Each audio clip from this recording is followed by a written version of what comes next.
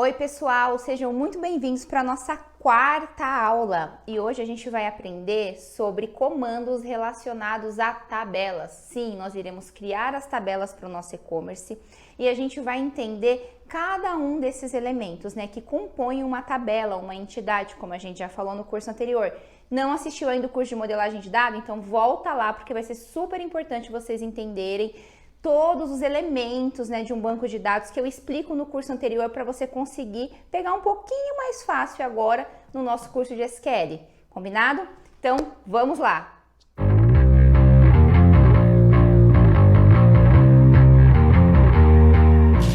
Vamos lá, pessoal. Então, a gente já criou o nosso repositório, agora a gente vai criar as tabelas para a gente começar a montar o nosso projeto de e-commerce. Como eu falei na última aula, a gente vai passar a usar esse banco de dados, que é o e-commerce. E aí a gente vai falar um pouquinho sobre os elementos da tabela, de forma bem resumida, tá? Porque vocês já aprenderam isso no meu curso anterior de modelagem de dados. Se você ainda não assistiu, volta e assiste, porque vai ser imprescindível para você conseguir entender um pouquinho melhor sobre esse projeto que a gente está criando aqui, porque a gente já modelou esse banco no curso anterior. Agora a gente vai só codificar, a gente vai passar para código SQL o banco que a gente modelou lá no curso anterior. Belezura? Então, para a gente criar a nossa tabela, a gente precisa de 3 elementos, que são as colunas, que a gente vai precisar ter na nossa tabela, o tipo de dado de cada uma dessas colunas e a constraint, que é o que a gente vai aprender agora. Então, o comando para a gente criar a tabela é muito simples, Então, eu venho aqui, dou um create table, e aí eu vou passar cada uma das colunas, eu vou montar a estrutura da minha tabela. Então, o que eu preciso ter na minha tabela? O ID do cliente, Aí eu vou falar que esse ID, agora eu vou falar o tipo de dados desse ID, que ele é um small int. Eu vou deixar aqui embaixo para vocês o material oficial da Microsoft que explica cada um dos tipos de dados, tá bom? O que é um tipo de dado small int, o que é um tipo de dado varchar. Aqui eu vou dar uma explicação muito rápida, mas lá no material oficial vocês vão conseguir encontrar assim tudo sobre o que é um tipo de dado, quais são os tipos de dados que existem, vai ficar um pouquinho mais fácil. E a gente falou um pouquinho sobre isso também no curso anterior. Então, beleza. Então, coloco aqui o nome das minhas colunas que eu vou precisar ter na minha tabela, que é o ID do cliente, o CPF. O que a gente guarda, gente? Quando você faz um cadastro numa loja, vamos lá, na Amazon, enfim, qualquer loja que você tenha Mercado Livre, que você compre. Olha, o dia que eu tiver milhares de visualizações desse vídeo, Mercado Livre, vocês vão pagar, porque eu falo muito de vocês. Enfim. Então, vamos lá. Quando você faz uma compra, o que você cadastra? O que tem no seu cadastro, Você vai colocar o seu CPF, o seu nome, a data de nascimento, aí você vai colocar endereço, você vai colocar e-mail, você vai colocar dados de contato, endereço, e-mail, telefone e os seus dados cadastrais, que é o que a gente vai criar aqui. Beleza? Então, a gente colocou todas essas colunas, e-mail, tal, endereço. E aqui a gente colocou também o tipo de dado para cada uma dessas colunas. O small int, ele é um inteiro, então ele só vai receber número, mas ele ocupa um espaço menor de memória do que se ele fosse um inteiro. Beleza? Então, aqui a gente vai falar que o CPF ele é um varchar de 11. Então, varchar é uma string, ele vai entrar qualquer tipo de letra, entra número aqui, e ele só pode ter 11 caracteres, então não pode ultrapassar de 11. O nosso CPF ele não tem mais do que 11, gente? O nosso nome, então o nome vai ser um varchar 255, ele não pode ultrapassar 255 caracteres. A data de nascimento, ela vai ser uma coluna do tipo date, então ele só vai armazenar aqui formato de data. Tem também o formato datetime, que armazena data e hora. Geralmente, quando a gente tem data de compra, ele armazena data e hora. Então, a gente classifica essa coluna como um datetime, Aí, o gênero é um varchar de 1. E aí, aqui o endereço, por exemplo, o endereço aqui eu posso colocar o nome da rua, o complemento e o número. Então, ele vai ser um varchar de 500. O nosso bairro, cidade, o FCEP. O F só vai ter 2, porque a gente só vai colocar, tipo, sei lá, SP, São Paulo, RJ, Rio de Janeiro, E o CEP, ele é 8 porque o nosso CEP tem 8 caracteres. E o que é isso aqui que tem depois? São as nossas constraints. Vou deixar aqui embaixo dessa aula também o link direto para o material da Microsoft que explica cada uma dessas constraints, beleza? Então, basicamente, esse aqui fala que o meu ID cliente, ele vai ser um identity, ou seja, eu não preciso inserir dados para esse campo. Ele é assim, cada vez que entrar um registro novo na minha tabela, esse campo vai ser incrementado mais um. Então, eu vou inserir o primeiro registro, como ele é um identity, ele já vai inserir e vai colocar que o primeiro é 1, o segundo 2, o terceiro 3, assim por diante, entendeu? Então, esse aqui é uma chave, né? A gente falou muito sobre chave, vocês lembram, né, pessoal? A gente falou muito sobre chave primária, sobre chave estrangeira, então esse aqui vai ser o meu campo-chave. Então, por isso que ele é auto-incrementável, tá? E aqui também é uma outra constraint, que tá falando que ele não pode ser nulo. Por quê? A gente sabe que chave primária, chave estrangeira, a gente não pode ter valor nulo, né? Nessa chave, então eu falo que ele é um not null. E aqui eu tô também falando que ele é uma primary key. Então eu já tô falando que da minha tabela, a chave primária vai ser o ID cliente. Ah, o que é chave primária? O que é constraint? Assiste meu curso de modelagem de dados que vocês vão aprender, tá? E aqui eu coloquei só mais duas constraints, tá? Não é obrigatório ter constraint em cada coluna não, viu, pessoal? Aqui eu tô falando que ele não é nulo e que o nome também não pode ser nulo, né? A gente sabe que o CPF, o nome não pode ser nulo. Se eu colocar um registro lá e entrar com essas informações nulas, ele vai dar um erro pra mim, certo? Vamos criar nossa primeira tabela, pra ver se vai dar certinho. Beleza. Vamos ver se a nossa tabela criou. Aqui eu já vou dar um spoiler, que eu vou ter que selecionar essa tabela, então eu vou usar um comando select, que é já um spoiler que a gente vai ver nas próximas aulas, tá? Mas, por enquanto, será isso aqui. Então, como vocês, não sei se dá pra ver aqui, como vocês podem perceber, ó, tá vendo que a minha tabela tá vazia? Então, aqui, ó, ela criou uma tabela pra mim somente com o nome das colunas, ó. Então, todas essas são as minhas colunas. Quais são outros comandos que eu posso fazer com a minha tabela? Vamos lá, para próximos. Eu posso renomear a minha tabela. Então, eu vou usar aquela... Lembra que tinha um rename banco de dados, lá um rename DB? Aqui a gente vai usar um SP rename para a gente renomear a nossa tabela. Que é uma função já nativa, tá? Que já veio junto com SQL.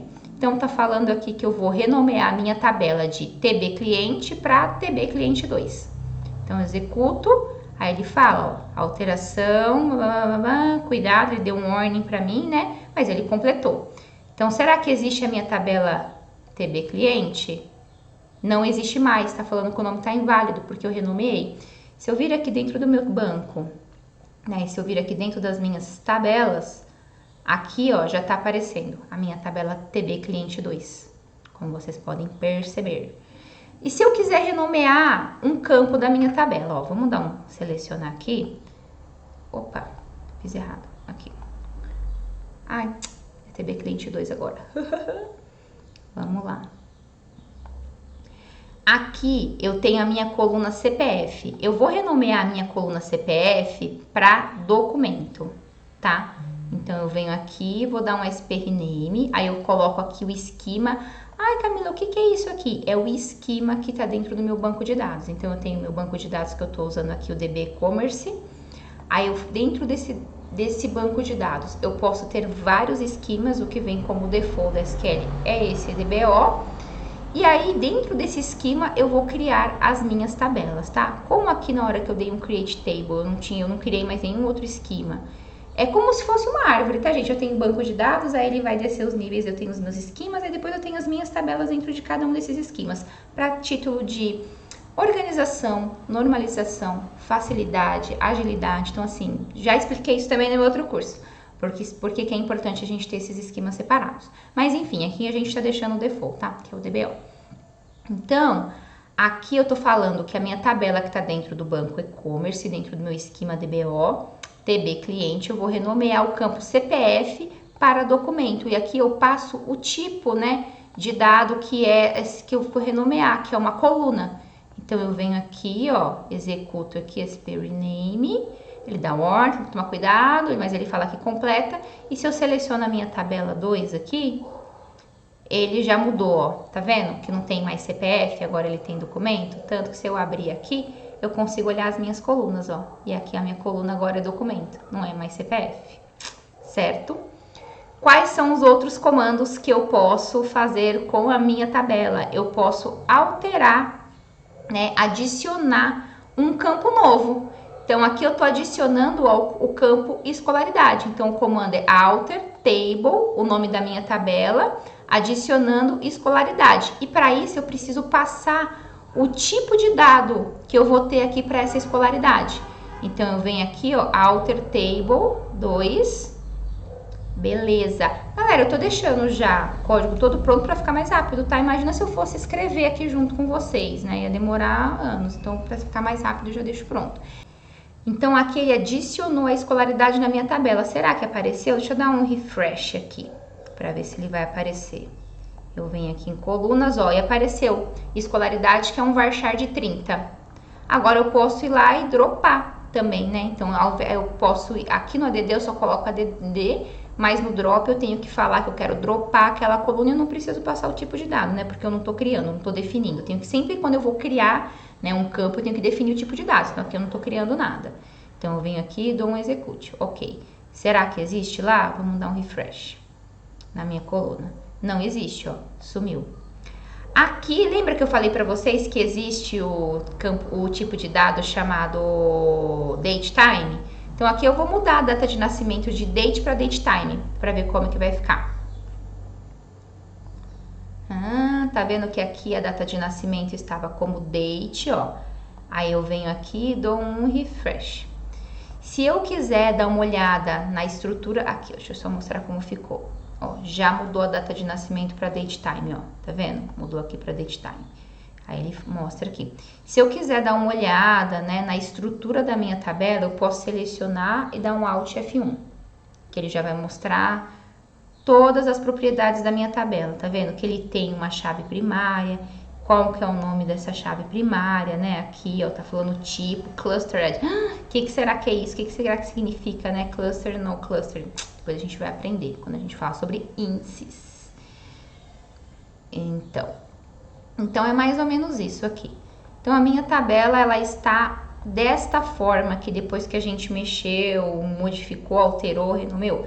Mas eu vou dropar essa tabela aqui, porque eu posso também dropar a minha tabela. Então o comando de dropar é drop table tb2, porque eu vou criar tudo com a minha tb1, né? Com a minha tb cliente, vai ficar dessa forma aqui, tá?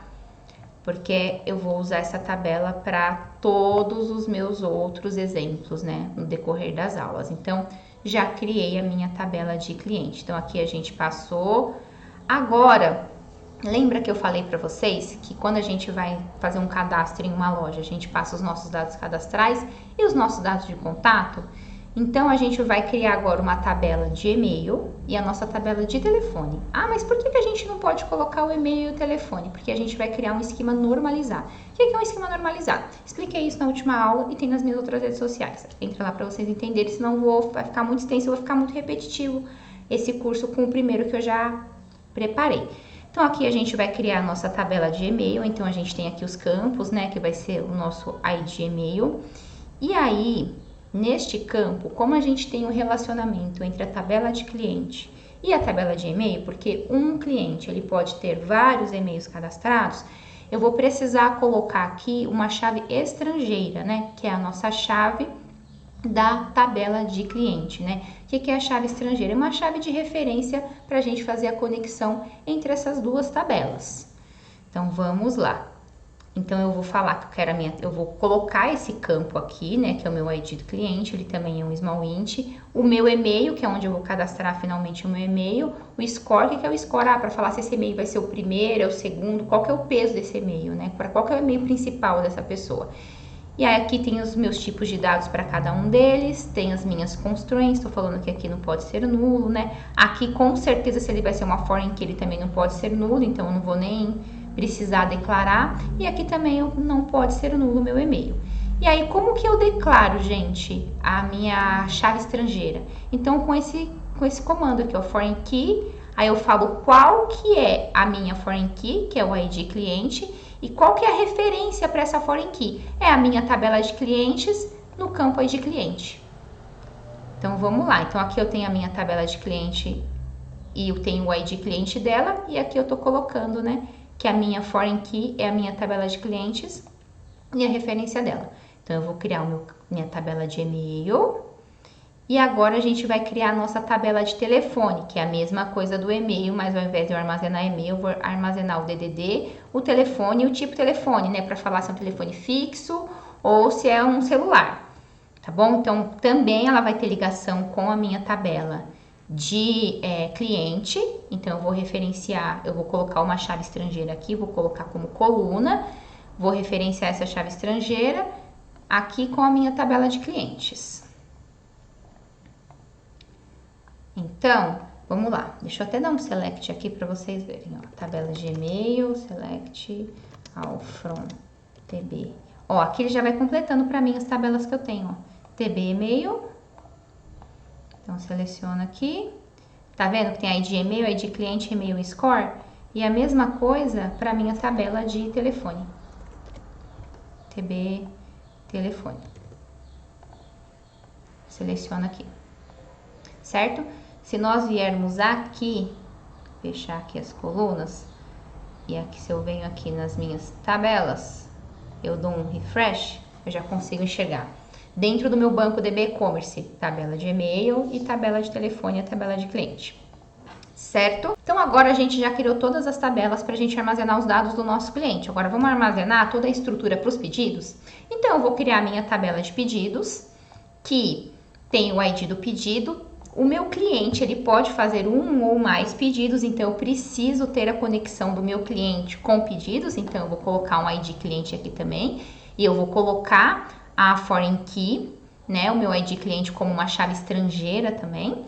Então eu tenho a data que foi feita aquela compra, o número da nota fiscal daquela compra, a série, o valor que teve, o valor total daquela compra e a quantidade total. Então essa aqui é a minha tabela de pedidos. Certo, pessoal? Criei a minha tabela de pedidos, vamos dar um select aqui. Não vou dar select não, vou dar um refresh aqui, ó. Opa, tá aqui a minha tabela de pedidos. Agora, cada pedido, ele pode armazenar vários produtos. Eu posso ter um pedido com 10 produtos. Eu posso comprar, sei lá, um hidratante facial, um protetor solar. Então, eu preciso armazenar, né, o preço individual de cada um desses produtos, qual que é o SKU, né, qual que é o ID desse produto, qual que é a descrição desse produto, a quantidade que eu tenho em estoque desse produto. Então, eu vou criar a minha tabela de produtos, que tem essas informações aqui. Certo? Camila, por que a tabela de produtos tem relação com a cliente e por que eu não tenho chave estrangeira aqui? Por quê? Vamos lá. Isso a gente viu na nossa aula de modelagem. Aqui a gente tem um relacionamento N para N. Um pedido, ele pode ter vários produtos. E um produto, ele pode estar em vários pedidos. O que eu faço quando eu tenho um relacionamento N para N? Eu normalizo e crio uma tabela central, onde eu consigo fazer esse link de ligação entre essas duas entidades, entre essas duas tabelas.